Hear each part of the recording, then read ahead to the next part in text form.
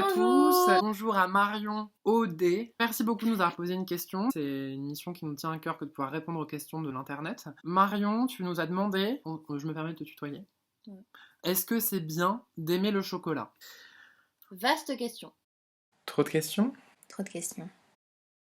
On va essayer de trouver des éléments de réponse. Il y a 3 termes qui ont l'air prédominants: bien, aimer et chocolat. Ouais. Ce sont des termes vraiment positifs, pleins d'amour. Et ça, je voudrais te remercier parce que déjà, ça fait du bien. Juste une petite parenthèse avant de commencer. Il y a plusieurs niveaux de réponse. Tu as le plan diététique, hein, tout le monde n'est pas d'accord là-dessus. Le plan écologique, chocolat, d'où il vient, souvent il vient d'un peu loin. Il y a le plan gustatif, c'est très personnel. Je réponds un peu, j'ai envie de dire si tu aimes c'est bien, pas de soucis. Et moi, ce qui m'interroge, c'est le côté bien. Par opposition à quoi? Par opposition au mal, une espèce de sous-texte un peu théologique. Est-ce que c'est bien d'aimer le chocolat? Moi, je préfère te le dire franchement. Aimer le chocolat, c'est pas une bonne action en tant que telle. En fait, ça va pas forcément faire de toi une bonne personne, pas non plus faire de toi une mauvaise personne. Si on est sur quelque chose d'un petit peu binaire, écoute, en tout cas, ce n'est pas mal. Oui. Donc on peut en déduire que c'est bien. C'est bien de se faire du bien. C'est une bonne chose et tu mérites ça. Après, ce qui me fait un peu peur dans ta question, est-ce que ça s'entend? Est-ce que c'est mal de ne pas aimer le chocolat? Le pendant négatif de cette question. Et là, on a envie de se dire non.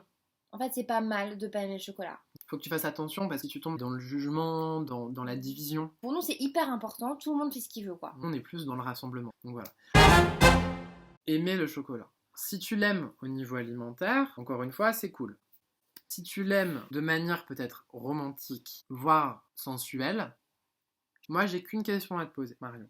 Marion, c'est ça? Oui, Marion. Est-ce que le chocolat est consentant? Tout à fait. La question du consentement n'est pas assez respectée la plupart du temps dans les relations interpersonnelles ou interalimento-personnelles. Si le chocolat ne t'aime pas, ne veut pas que tu l'aimes, là c'est mal. Là vraiment c'est mal. Ce qui est important, c'est que tout le monde soit d'accord. Et vraiment d'accord, tu vois, vraiment d'accord. Et que tout le monde soit capable de dire qu'il est d'accord. S'il a pu t'exprimer la réciprocité de son attirance, c'est très bien. La vie est courte et genre vas-y quoi. Au-delà de ces 3 termes principaux, j'ai pas pu m'empêcher de remarquer, est-ce que c'est bien d'aimer le chocolat?